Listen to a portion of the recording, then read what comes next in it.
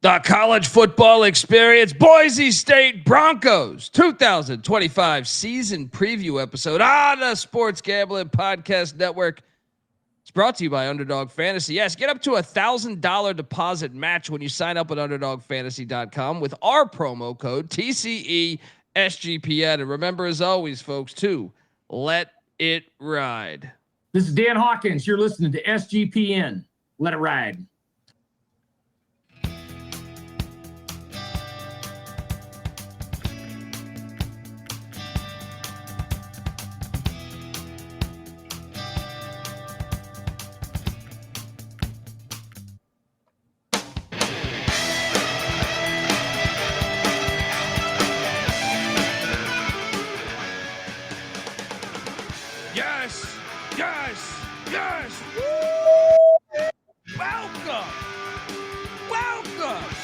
College football experience, Boise State Broncos. Welcome, Broncos edition 2025 style. YouTube.com/the college experience as we continue on this journey of breaking down all 136 college football teams in the FBS with a solo episode for each and every team in the land. And tonight, it is one of the most exciting teams, in my opinion, just over the a magical story. And the Boise State is, to me, a perfect example of why you should never do 4 auto bids for each conference. I know right now the SEC Media Days, Big Ten's next week, and I'll be at Mountain West talking to Spencer Danielson, God willing, in the next 48 hours. But they're the perfect example. Why? Because the sport changes. I know people think, well, Ohio State is still Ohio State. They were great in 1920. Yeah, but Boise State came out of nowhere, like shot out of a cannon, and they haven't had a losing season in forever.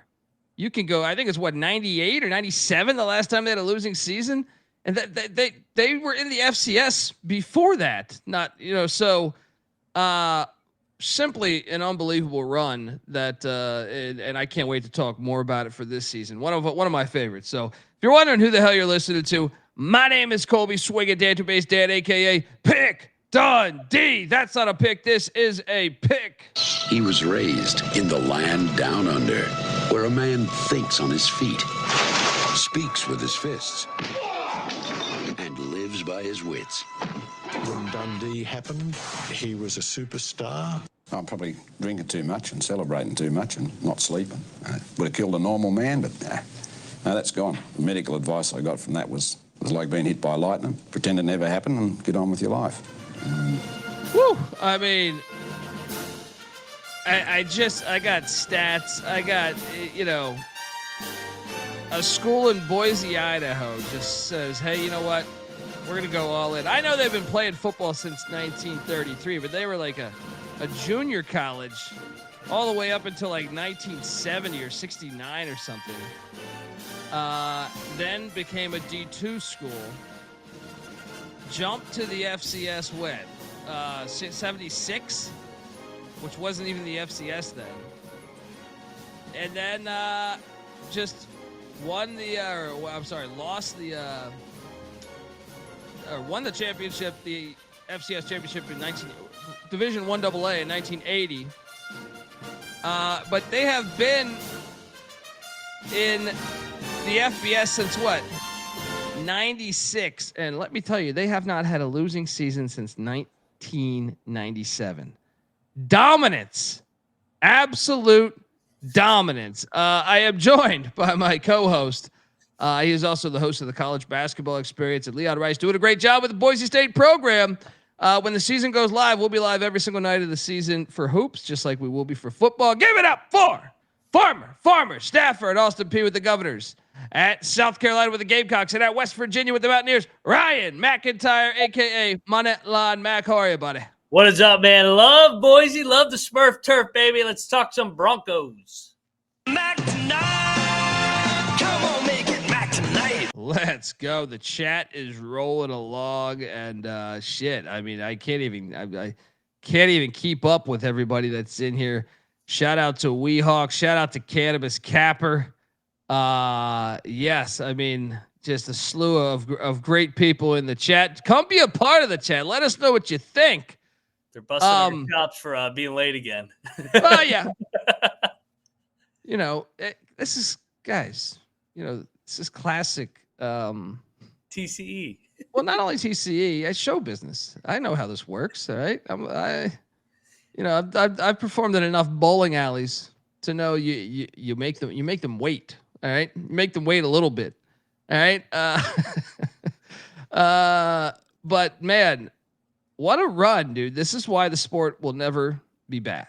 Is because like anybody at any time can just get their administration together, get some money and say, fuck it, we're going in. I mean, how many double-digit win seasons here?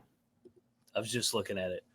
1, 2, 3, 4, 5, 6, 7, 8, 9, 10, 11, 12, 13, 14, 15, 16, 17, 18 since 1999. How about this for you too?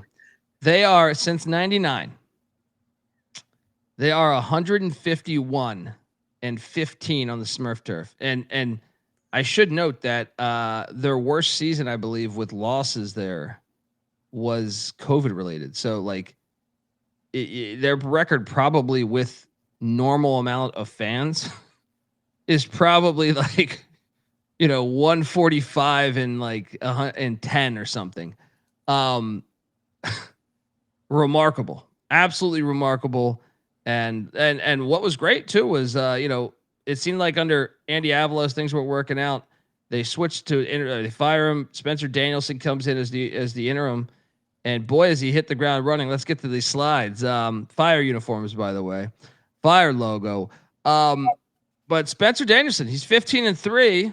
Last season was his first real season, like as full on head coach, and they went to the college football playoffs, and obviously. I feel like he's got this thing because under Avalos it kind of slipped a little bit. And I feel like he's got this trajectory back to where Boise State is Boise State, whether it was under Cutter, whether it was under Dan Hawkins, who you heard on the intro, or Chris Peterson or Brian Harsin. Those guys all kind of had some really fire years, and he got it back there. Where are you at with Spencer Danielson? I mean, how can you complain? I mean, he took over the interim year, did a good job, won 3 out of 4. Then he follows it up with where they get to the college football playoff, and damn should have won at Oregon in the regular season. I mean, they got a bad whistle out there. So it's cool to see the trajectory of his career. He started as a GA, then a defensive end coach, then he was a DC with the D line, and then he moved over to the linebackers. Then he gets the head coaching gig. So he's worked his way up the ladder. And he's doing a hell of a job, and I mean, he's going to be there for a while. Yeah. I mean, and one of the things I thought was ballsy. I gotta give him credit because you don't just year one, you're coming in, you land this 5-star Malik Nelson, who was a guy that everyone was talking about, and you started a 3-star. With really no experience, I mean, little experience, over a 5-star. That's a ballsy play in year one of your coaching career, and especially knowing that you had been an interim. So, like, it's almost like the Zach Arnett thing at Mississippi State when Coach Leach passed away. I know it was a different set of circumstances, but they like extended him 2 years. But like, I'm sure the buyout wasn't steep. So like, that's a ballsy coaching decision, which I really respect. For Spencer Danielson. And I liked what he said about that. He's like, I buy into our culture. You show up to this, he says the right things, man. Like, our culture is different. This is different than everywhere else. We're not going to be out in the NIL. We'll take care of our own. I don't know if I know this because I interviewed him, but that was just what he was saying. It was like, we'll take care of our own. We believe you go out on a limb for us. We will take care of you, but we're not going to go out there and try to get the hot shot transfer portal guy. We believe in the guys we coach up. That's where we want to pay our money to, essentially, is the people that do it for us. And I love that. I love that about him. Ashton Jeanty, everyone's wondering why the hell he didn't transfer, because he didn't need to. Look, he almost won the Heisman Trophy. He was, if any other year, if he wasn't going up against Travis Hunter, I think he would have got the Heisman Trophy. So credit to Coach Danielson there. The offense, though, Ashton Jeanty is gone. Maddux Madsen is the guy. 32 touchdowns, 9 interceptions. And did I butcher the I think I might have. But Maddux Madsen, where are you at with Maddux Madsen? Because obviously 3-star, but and he was a young sophomore, last season. So I thought he played pretty damn well. What'd you make of that? I did too. I know it didn't end well in the college football playoff, but I mean that Penn State defense was pretty damn good with all those pros on it. So I 23-6 touchdown to interception ratio, threw for over 3,000 yards. He's a gamer, man. He's undersized, but he just makes plays. And like you said, for him to win the job, I think that speaks to the Boise culture. So I like Madsen. I would imagine he probably takes another step here in his passing progression, just because it's another year in the system and he's older. But yeah, so far, I mean, he got you to a college football playoff. I know it helps to have Jeanty, but he still did pretty damn good in my opinion. Yeah, and the offense a season ago, Dirk Cutter retired and stuff, but Nate Potter's the guy with 5th in scoring offense in the country, 70th in pass offense, 8th in rush offense, charting at the number 8 offense in America. There is no Ashton Jeanty, which is obviously, a big deal, but Madsen, I think another year of experience will benefit them. And then don't sleep on some of the running backs they got. Malik Sherrod is a guy that I got to interview a season ago when he was at Fresno. Maybe it was 2 years ago. One of them. He's rushed for over 1,600 yards, 16 touchdowns. Jeff Tedford guy, I love this transfer portal get. As Fresno's got coaching turnover there with Matt Entz coming in, and then to mix him with Sire Gaines, who was a freshman last year, only had 156 yards, but he was like 7.8 yards a carry. I think this backfield, college fantasy football players, if you're looking for a sleeper, Sire Gaines might be that guy, and Malik Sherrod as well. I think the backfield's going to be pretty good, and when you consider that, mix that with they return Latrell Caples, one of their better wideouts from a season ago, who has over 1,000 yards in his career, 9 touchdowns. And how about bringing 4 of 5 back on the offensive line, and then Matt Lauter, who was a beast tight end for them. So if they could figure out the running back spot, which I believe they already have figured out personally, I think this offense is going to be fine. I think everything, I know they lost what? The other wideout to USC. Okay. Not panicking. Strahan, I think his name was. I think this offense is going to. You could even make a case that it's going to take a step forward. Although this year's schedule, I do believe, is harder. They did go to the portal, as I said. Malik Sherrod. These are the only guys they brought in on the offensive side of the ball. Running back, yeah, Malik Sherrod from Fresno. Who I believe was on the Fresno team that won the Mountain West Championship in Boise against Avalos, I believe. Offensive tackle Miles Walker from Ohio State and kicker Colton Boomer from UCF. Great. If you get a kicker named Boomer on the last name, he's got to be great. Yes. But Mac, this is a tricky one because part of me is like, I kind of think the offense is in better shape. Yeah. But the schedule's harder. So I don't think they're going to finish 8th. I think they'll probably be a little bit back, and they're breaking in a new OC, even though I know he was with it's more of the same, I think, but I'm going to say they take a small step back, but it's not because of the personnel or Ashton Jeanty being gone. It's because the schedule is a lot harder in my mind. Where are you at with the offense? It is, but it's also hard to replace 2,600 yards on the ground, 7 yards a carry, and 29 touchdowns. But I will say Gaines averaged 8 yards a carry in his limited touches. It's just Jeanty had 374 carries on the year, the ultimate workhorse. And I like Sherrod coming over from Fresno. I'm with you. Slight step back, but I think Madsen takes a step.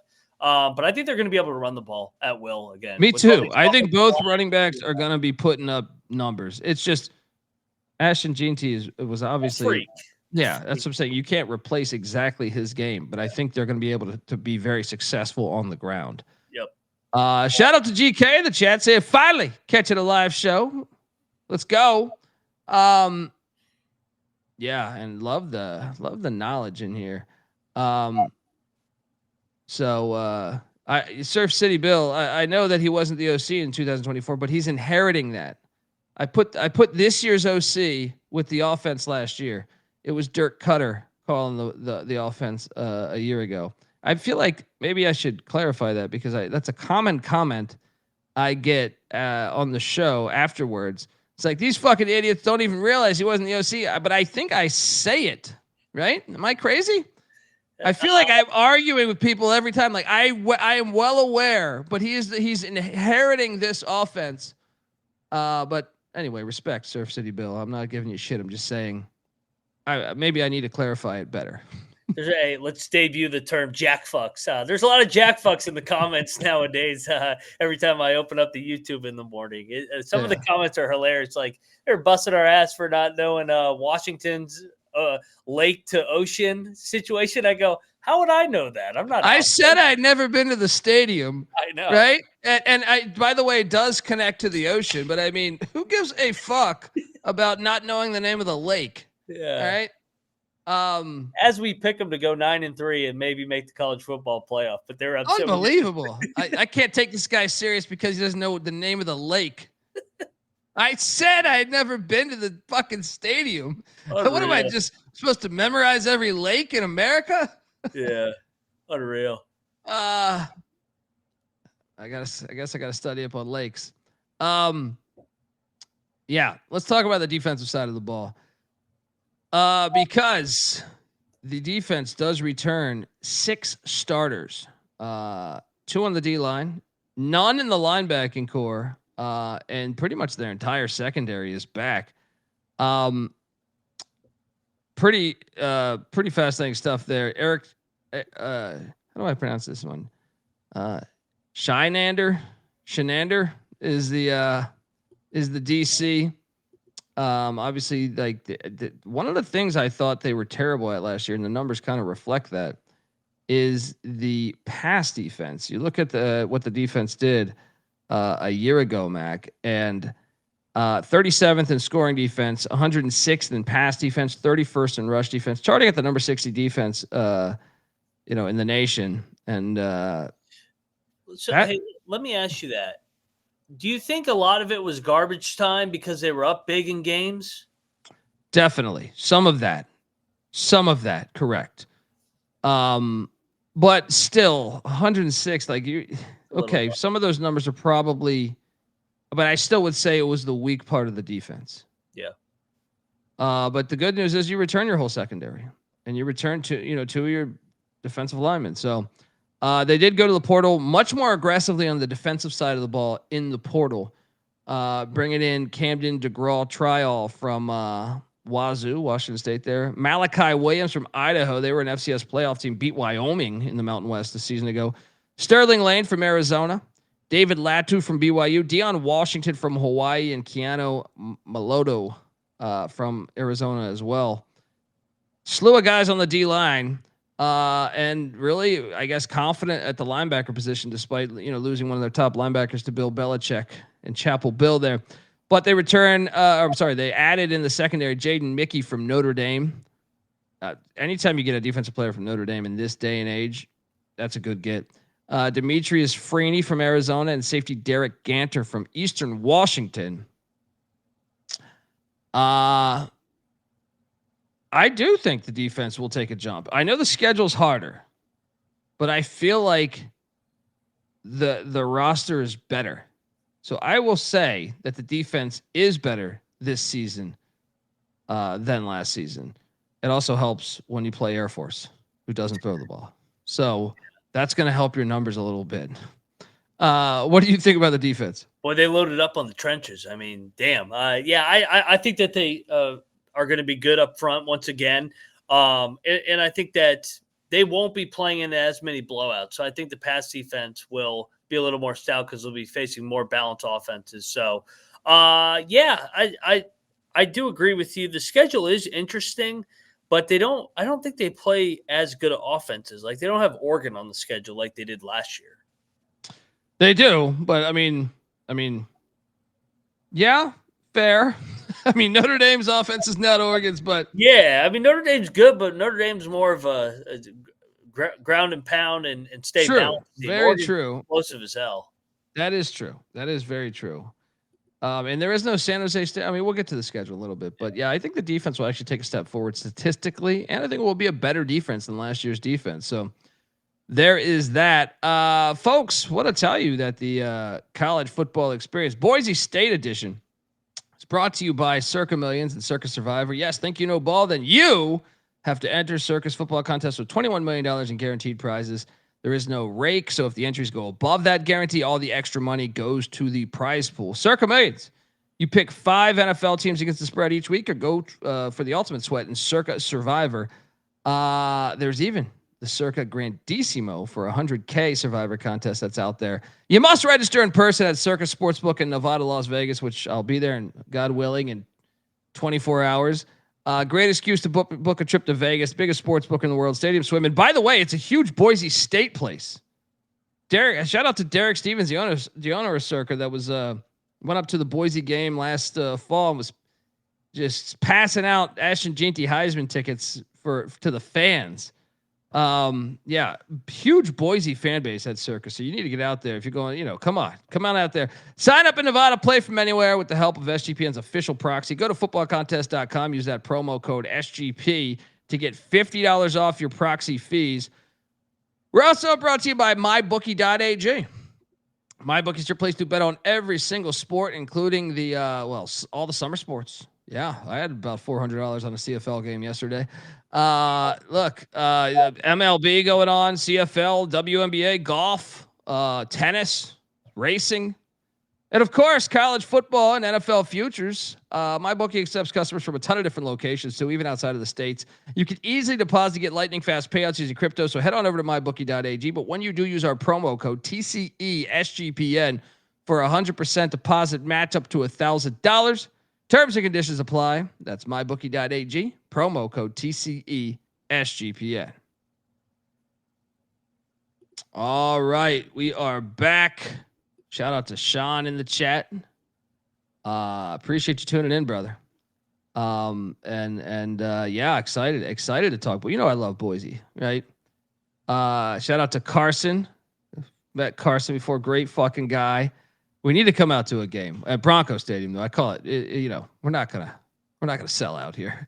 All right, I'm not blaming them. Take your money, but it's Bronco Stadium on this fucking show. All right, but much love, brother, and been there before, and I'd like to get there again. And we're kind of at that point. We're like, we just went through the roster. Offense, slight regression, losing Jeanty's schedule. I think a little harder from a defensive standpoint. Defense better than a season ago. Little bit of coaching shakeup on the staff, and then that's all part of state of the program. Same with the stadium, which we call Bronco Stadium here on this show, because it is Bronco Stadium. It never went away. Albertsons gave you a bunch of money, sure, cool. Not here.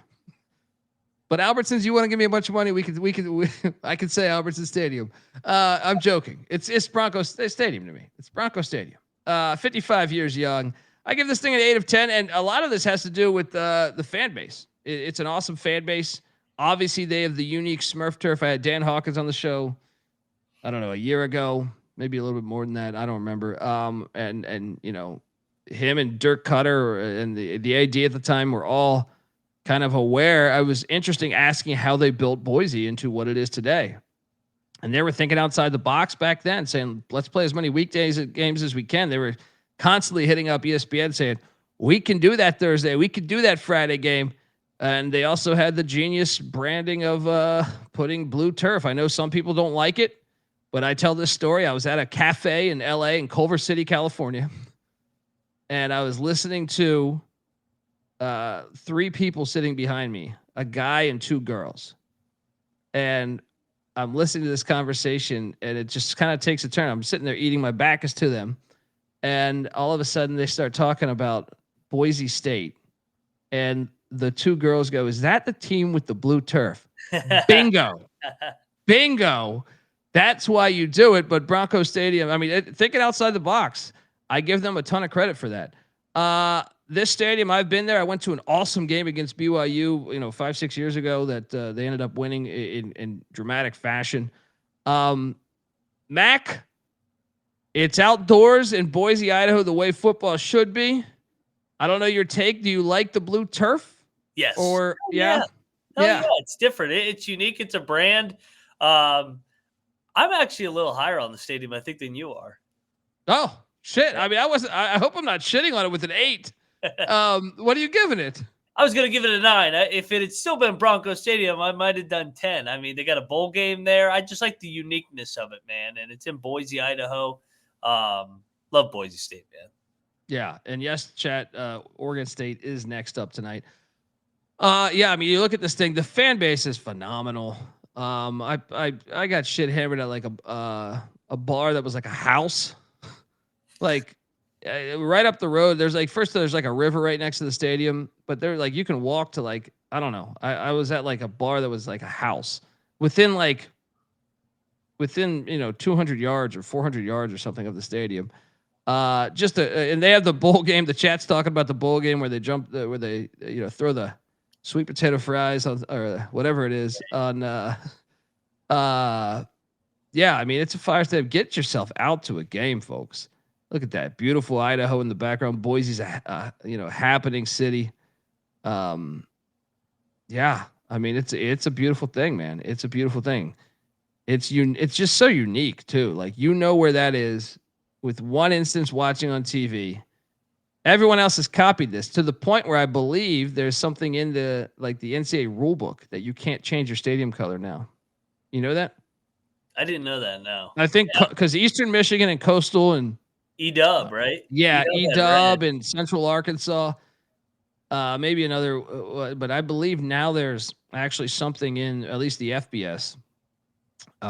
Where you can't actually do that. So I'm sure though, if you take it to court, the NCAA would lose that too. But yeah, just a phenomenal place to catch a game. Great fans. Like I said, there's like a river that runs right next to the stadium. I'm not sure if I have a shot of the river, but yeah, it's everything that's great about college football is Bronco Stadium and Boise State fans and what they represent.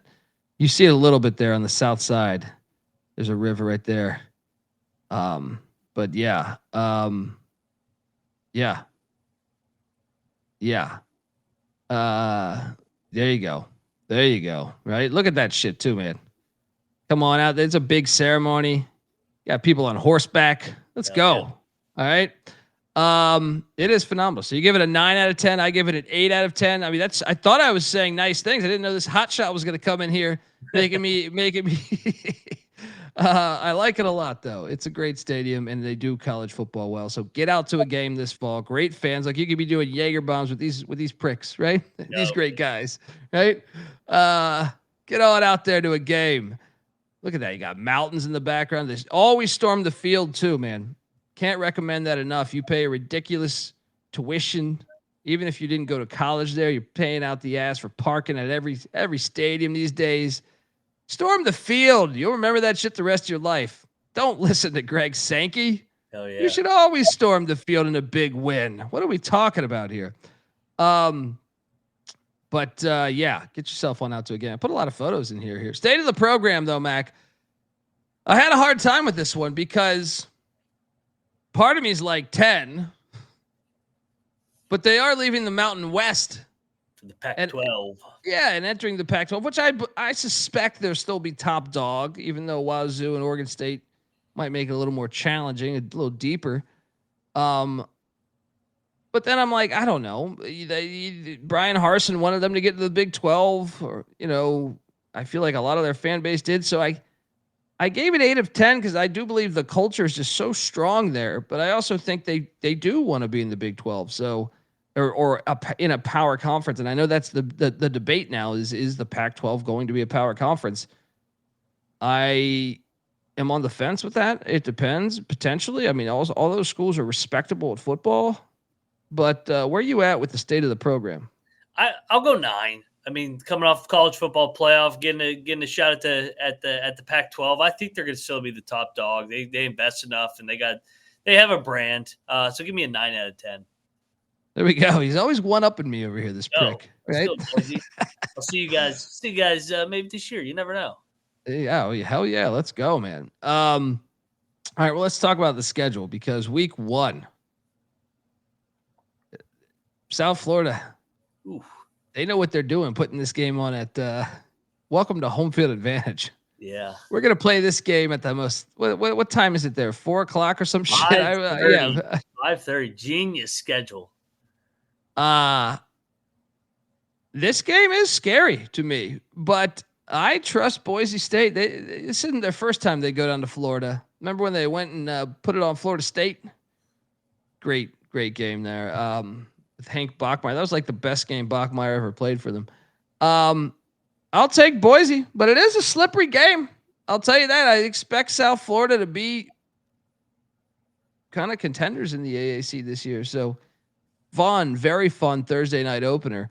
But Boise gets it done. It just might be a little sweaty. What's that line? Do you have a line on that? It's 9.5. Woo! Points. I think I'd have to take the points, but Boise wins the game. 1-0. What are you doing here? Said all these nice things about Boise, and then I'm going to take USF. I think coming off a magical year, first game without Gene T, trying to get their roles defined. I think it's a tough spot down in Florida. If you remember, they struggled at Georgia Southern in the opener last year. That heat down there is different in Tampa. So, yeah, give me South Florida here to outright. Woo! Stun college football to start the year. He says all these things, Boise fans, giving it Stadium 9, Program 9. Wow. It's not a conference loss. Okay. Well, that would be a substantial loss if they're trying to get into the playoffs because just because you win the Mountain West, I mean, this is big for the AAC because what if South Florida doesn't win then and Boise would be competing with, say, Memphis, Tulane, or actually, more importantly, I think they'd be competing with this team.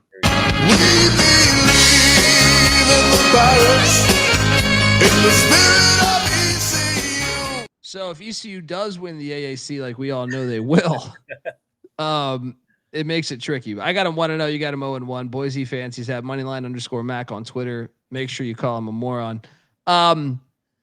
Then love this regionality here. E-Dub coming to town. This series goes back quite a ways, back to the 60s. Well, I mean, I'm just going to go ahead and say this. They're not going to lose they don't lose on the fucking Smurf turf. So better luck next year. Eastern Washington, to quote Happy Gilmore. What are you doing here? Tell me you got him going 0-2 after you praised him that well. No, E-Dub's going back to the red turf.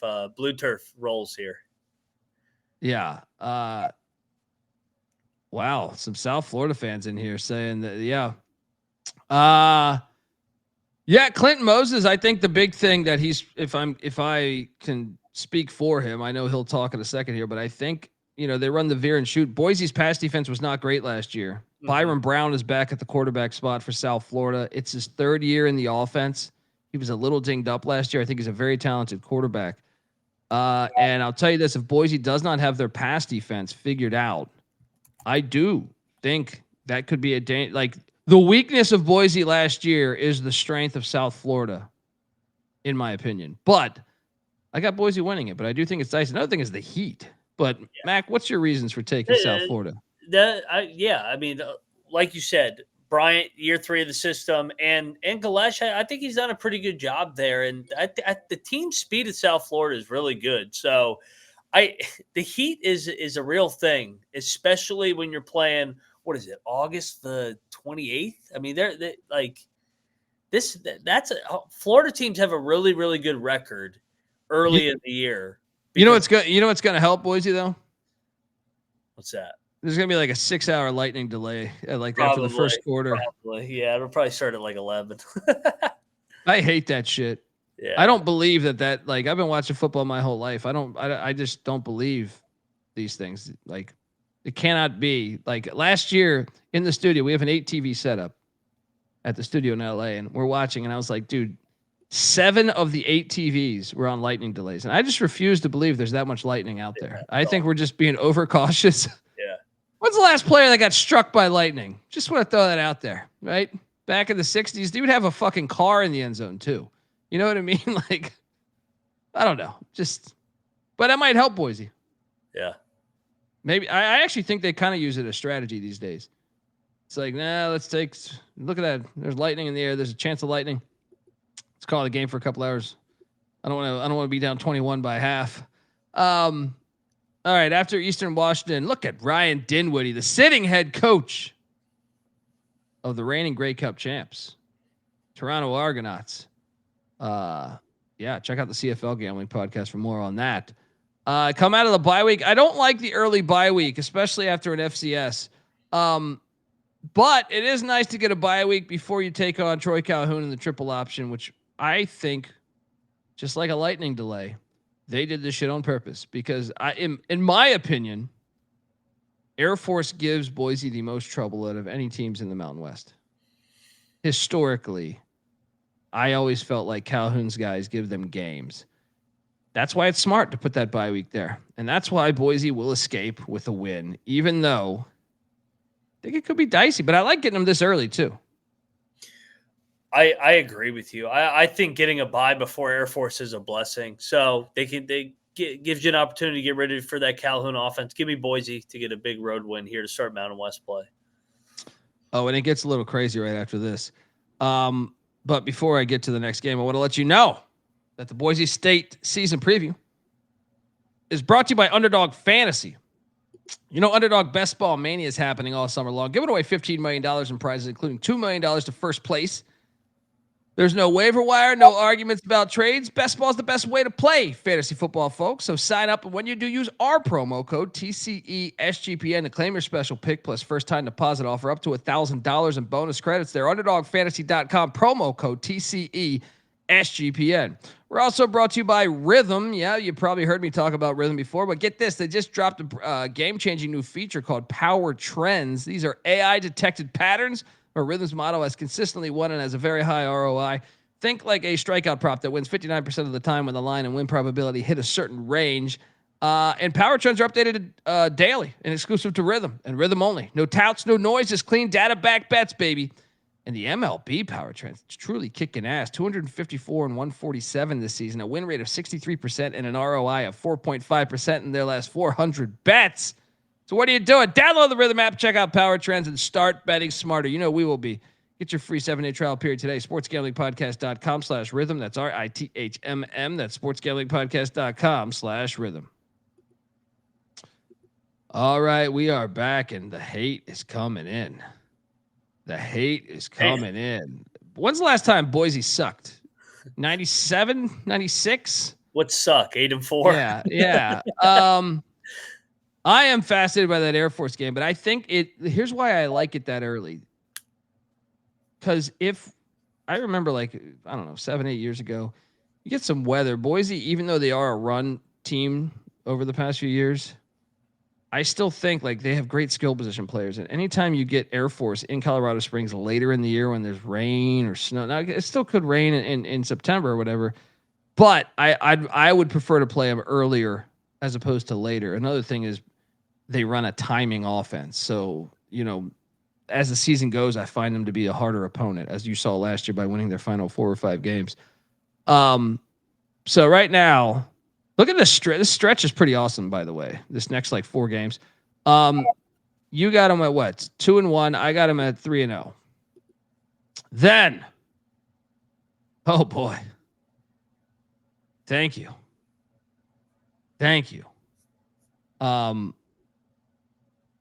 This is a perfect game. Thank you for putting this on the schedule. They've played once and it was in 94 and it was a 3-point game, if memory serves me correct. App State is kind of like the poor man's Boise State. They won at Michigan in one of the greatest college football games ever. They've won at South Carolina. They've won at North Carolina, I think, twice. They lost by a last-second field goal at Miami where they had the lead up to 3 seconds left in that game. They won at Texas A&M. They pushed Penn State to overtime at Penn State. They are Boise Junior. That's why I love this game. It's a dangerous game to me, though, because you have Notre Dame on deck. I know it's the Smurf turf, so I can't go against it. But I love the spot for Appalachian State. Like, you couldn't ask for a better spot. They just get done with a triple option team, which I had, legendary defensive coordinator Bud Foster on the show, and he talked about that being, it's tough doing the transition, going to the triple option, then coming out of it. I'll take Boise because it's Smurf turf, and I just trust that stat, but I don't feel amazing about it, especially with the Irish game on deck. What are you doing here? Well, and App has a bye week. Yeah, but I'm not going against Boise at home. Yep, 3-1. Can't wait to watch that game. Very excited for that game. Fantastic. Then I'm very excited for this game, and I want to give Notre Dame some credit. Look, I've shit on Notre Dame schedules before, and rightfully so. Some of them have been pathetic with their lack of true away games. I wish it would have been a home and home, but you're still putting Boise State on the schedule. And I know a lot of teams are afraid of doing that. USC. But this game's awesome. I will take Notre Dame. But I'll tell you this, if CJ Carr struggles, and Notre Dame's one of their best offensive linemen just got in like an ATV accident in Wyoming. Are we sure that wasn't a Boise fan pulling like the classic fucking cartoon of taking some tacks and just throwing it out there? Yeah, cut the wires when they weren't looking. I'll take the Irish at home. I wish it was a home and home. But Notre Dame, they lost to Marshall. Yeah. They lost to North Illinois. They lost to Stanford when they were terrible. Boise can do this, man. And especially if CJ Carr struggles a little bit. But I'll take Notre Dame. What are you doing here?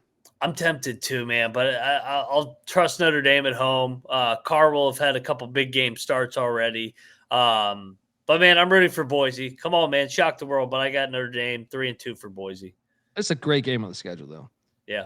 That's why kudos to Notre Dame because, Boise's been I've talked to people, and I know they try to schedule aggressively. And after going into Georgia and beating Georgia and, beating us Oregon at, they lost to Oregon last year. And that was the first time I think Oregon got them. First or second, right? Because they've been whooping their ass. Boise has gone on the road and done this. Virginia Tech in Maryland, and when they were top 10 or top 15. This game's awesome though. So yeah, I got them right here at 4-1. You got them at 3-2. Yep. Then Jason Eck. He's familiar with Idaho. He was in Moscow over the past few years. Did a great job with the Vandals. Now he's with the Lobos. I really like that hire. But yeah, it's on the Smurf turf. Give me Boise. What are you doing here? Yeah, Boise big. Bounce back. Then, after that, UNLV and Dan Mullen coming up there. October 18th, it could start to be a little brisk. Smurf turf play. I'm not that high on UNLV this year. I think the world's overreacting a little bit on these Rebs. Boise rolls, but obviously this was the Mountain West Championship game a year ago. But I got the Boise getting it done. Let's go. What are you doing here? Yeah, Boise rolls here. UNLV, not the same team away from that dome. It'll be brisk. Yeah. Yep, Boise. Then after that, they head to Reno, Nevada to take on Jeff Choate. Friday night game. Former Boise employee, coach there, and I think he interviewed for one of their coaching positions. So I know he might want to stick it to. Hey, you didn't hire me, pricks. All right. But I'll take Boise. I built it up nice though, right? I'm like, you never know. But look, Nevada. I do think Choate's doing a good job with Nevada, but I think Boise will be this game. Obviously, the classic game. Boise fans don't want me to talk about that game where their kicker just botched multiple kicks. But yeah, what are you doing here? I was gonna say Friday night in Reno. You got the scars coming back for Boise. But I think they get it done here. Keep rolling in the Mountain West play. All right, then Fresno State coming to Boise. I feel like if there's one of the only teams that's got like multiple wins on the Smurf turf is Fresno, but that was with Jeff Tedford. So I'm all over Boise here. I don't think Fresno's going to be there in year one. What are you doing here? Yep, give me Boise at home. Malik Sherrod revenge game too. Let's go. True. Yep. Then after that, they hit another bye. Look at Cutter and Dan Hawkins there.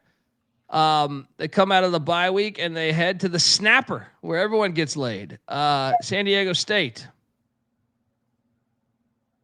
I know Rocky Long had a knack for giving Boise some trouble, but I'm not buying it here, man. Boise goes into the snapper and rolls. What are you doing here?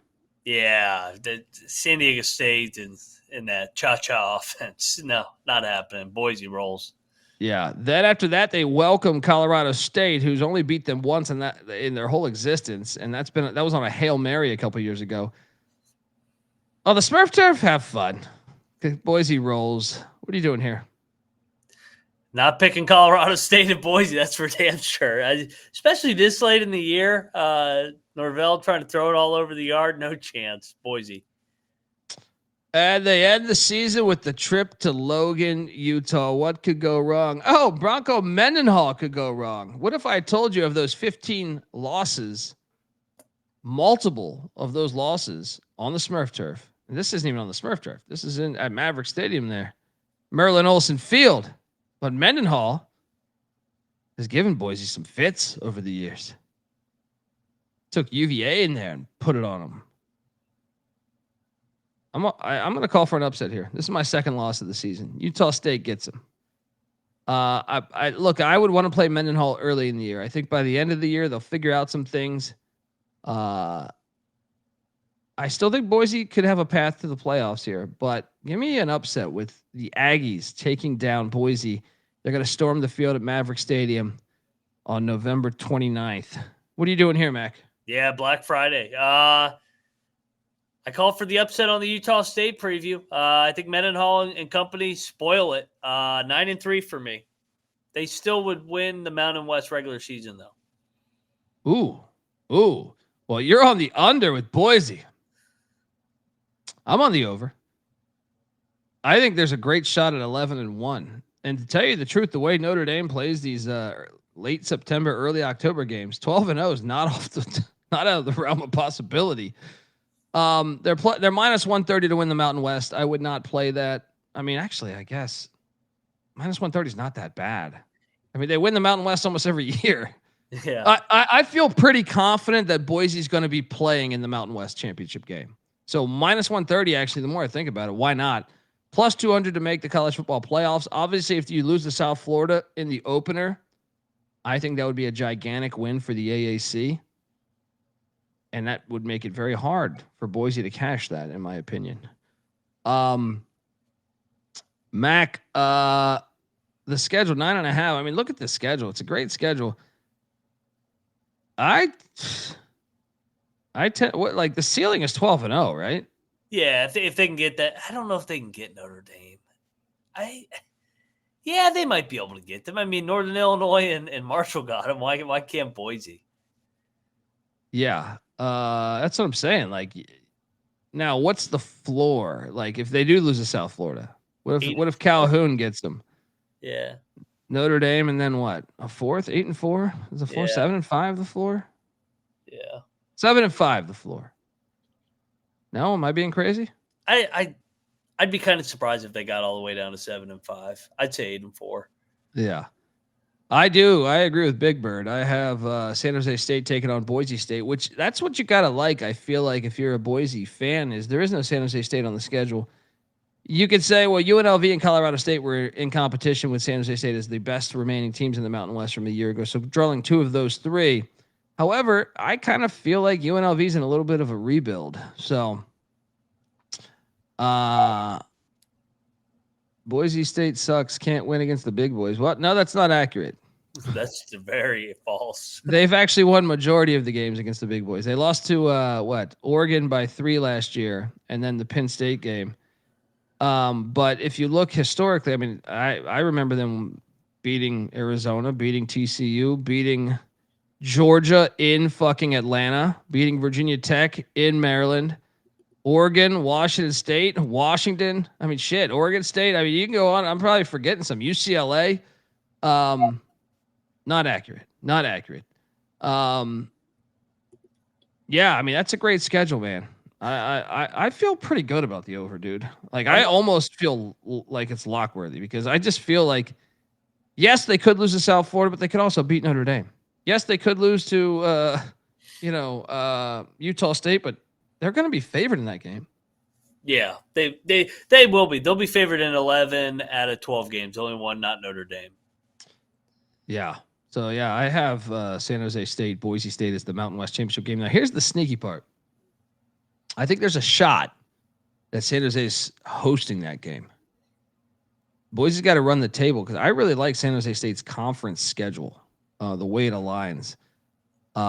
So it's going to be interesting to watch that race. If Utah State does get Boise or perhaps Air Force or something, then it makes it kind of tricky. But either way, Boise's in a good spot. They're the more talented team. And that's why I think minus 130, I don't think it's a crazy bet at all. I think it's pretty solid, actually. I'm afraid you are wrong. You lost to Oregon and Penn State and barely beat. No, but we're talking about the history of the program. You're just talking about the past 12 months. Yeah. We have proof, buddy. Yeah, Virginia's another one you can add on there. BYU's another one. They've beaten almost everybody. Yeah. Anyway, I'm on the over. I feel pretty damn good about it, though, man. I feel it's almost lock worthy to me. It's my hot take. Under, and they win the Mountain West. Do they make the playoffs? No. Yeah. I think they're one game out this year. I don't know. I think it's worth a shot. It matters with that. We haven't done our Tulane preview yet, so I haven't been able to go through there. But Liberty, I got Liberty running it, but I don't think their strength of schedule is good enough. The fact that Boise plays at Notre Dame, I think the committee will respect that. So I do think I don't think this is a shocking statement, but I do think they're the front runners again to make the playoffs. So gotta be fun to watch though, man. I love that schedule they put together with South Florida, Eastern Washington, App State, and Notre Dame in the non-con. Can't wait to see how they do. And I think the run game is going to be better than people think. I hear a lot of people saying, well, they lost JT. Their run game is going to be, can they run? Malik Sherrod's a beast. I think the young kid, too, is going to be a player as well. So, all right, folks, we'll be back in about 5 minutes talking Oregon State Beaver football. Enjoy the Boise State slideshow on the way out. And can't wait to check out the season. Buck 'em Broncos. Let's go. All right, folks. See you in 5 minutes. This is the college football experience, Boise State style. You better start thinking about yours. And we out of here. Mailbox 1. You have 7 messages. 1.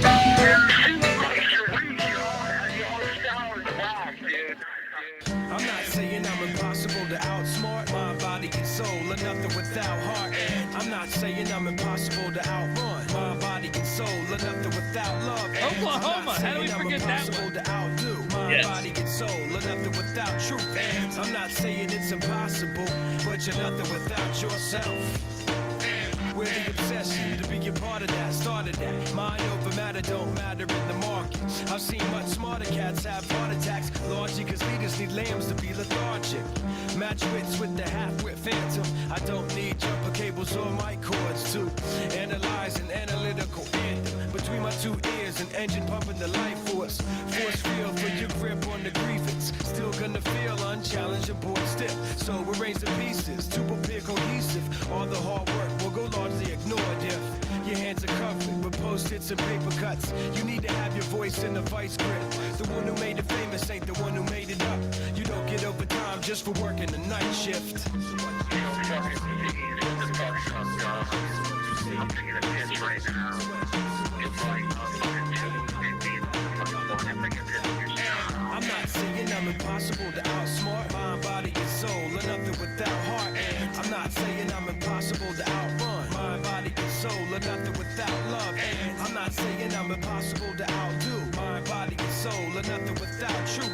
I'm not saying it's impossible, but but you're nothing without yourself. Every time I close my eyes, I'm taken to the same place, a playing field, and every contestant's got the game face. Everybody's yelling, you ought to play it safe. Make sure them shoes are tied and ankles taped. Shake the cobweb, hit the ground running. This is how cunning I can get with the footwork. You're doing it right, well, it shouldn't hurt. Flirt with greatness, still I run the famous. Nice high heels, I got mics for spikes. Trampling the home team and the turf for life. For the few fleet of foot, too fast for me. I fear none, cause I run and ignore the pit. Of feet by the tree, they're the fast asleep. In love with the game, you adore the head. I believe in achievement. My soul isn't rewarded just cause it's easy goal and moves toward it.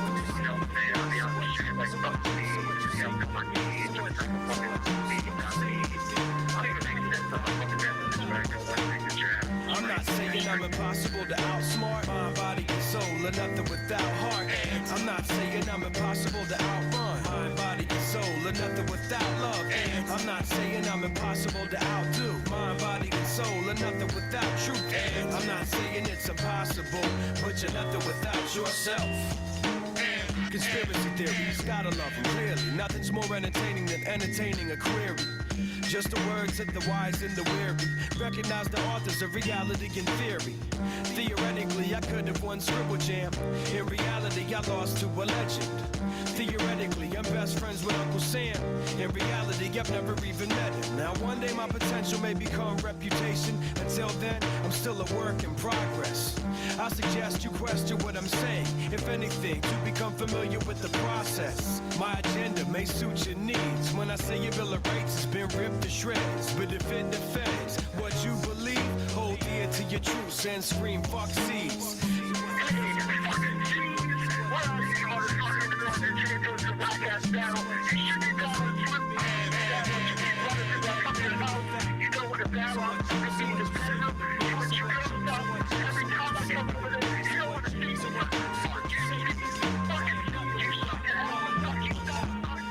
I'm not saying I'm impossible to outsmart. Mind, body, and soul, and nothing without heart.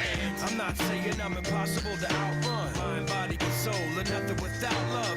I'm not saying I'm impossible to outdo. Mind, body, and soul, and nothing without truth. I'm not saying it's impossible, but you're nothing without yourself.